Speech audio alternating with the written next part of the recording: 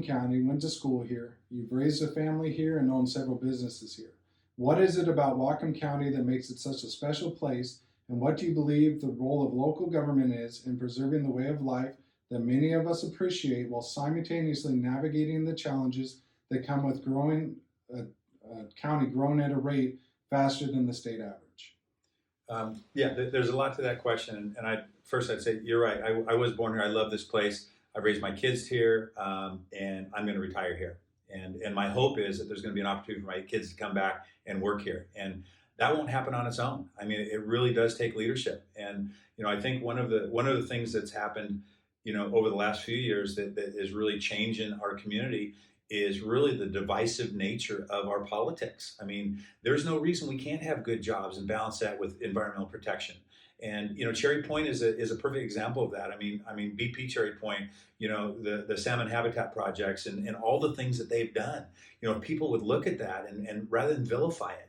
They're the largest contributor to the United Way, and the United Way gives to all kinds of local programs. So I view things in a different way. I view things. I'm an optimist. I love this area. I think it can be better. I'm concerned about Seattle. I go to Seattle. I think it's a pit. I'm trying to get my daughter to move out of there now. She's moved there, and I'm concerned about her safety. I'm just concerned about her health.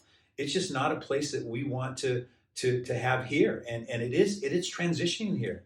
And part of that transition comes with this divisive nature that there's only one way of doing things. I don't think I'm the smartest guy in the world, but the way that I approach things is when there's a problem to be solved, I first look at anybody else that may have solved it. Who's doing it well? You bring best practices in, and you model the best, and you duplicate it. Mm-hmm. And I certainly wouldn't go down to Seattle policymakers and ask them how to, what are the best ideas to create a wonderful city, because that city is just literally it's done this. I want to avoid that, and that's what's going to happen if we don't really come together and say these issues are solvable. It takes leadership. It takes somebody that's prepared to take these hits, these political hits, that they're throwing out there. I don't care. I don't need somebody to tell me that I don't need anyone, to tell me I'm great or I can do this or I can do that. And I'm not going to believe anybody that tells me that I'm not capable, because I've done things. I've got a proven track record. The people that work with me, they know what I'm capable of. They know that when I say I'm going to do something, I do it. And that's what I'll do for Whatcom County. I've said a lot of things on this campaign. They've all been focused on policy solutions and leadership. And when I win, I will implement them. I will show the community that we can be better. And so, my concern is just listening to my opponent, through all these forums and these debates, is that it's all about this political rhetoric. It's all about this divisiveness of, you're this and you need to vote for me because I'm this. What about your ideas? We were at a debate, and the question was, what are you going to do over the first 100 days of your administration? And his answer was, I'm not going to do nothing. I'm going to, literally the way I took it, he essentially said, well, I'm going to watch, I'm going to learn, I'm going to think about it, and et cetera. And I thought, he's been on the county council for 5 years, not as a spectator, I would think. He's been engaged on the county council. My first 100 days, I'm going to make things happen. And I have quite the sense of humor. I always try to think about the funny side of things. And when he was talking, we were in this debate, when he said that, the first thing I did is said, did he really say that? And then I was thinking, well, on my answer, I literally was going to say, just out of humor, I was going to say, well, while my opponent is taking a vacation on the first 100 days, in the event that he wins, I'll volunteer my time and I'll come and I'll solve the problems. That's why I'm going there. I'm there to fix things. I'm there to make our community better, and I'm going to do that if the Whatcom County voters give me an opportunity to do it. Fast forward to 2024. You've completed your first term. What are you most proud of? I think two things. There are three things that I would really tackle in the first term, and one would be the planning department. We need a transformation, because that's gonna be necessary to get to to deal with the housing issue.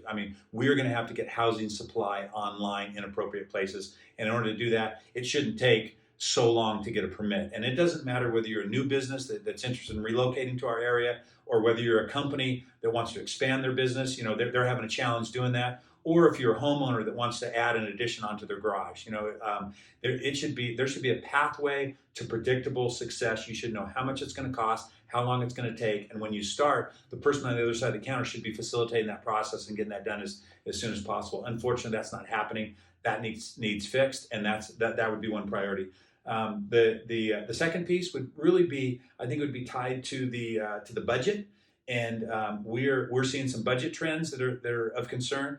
They're not concerning right now because our economy is strong. We're taking in record tax revenues. Property values have increased over the last few years, so literally taxes increase as a result of property values increasing. So we're seeing that. $520 million in new construction.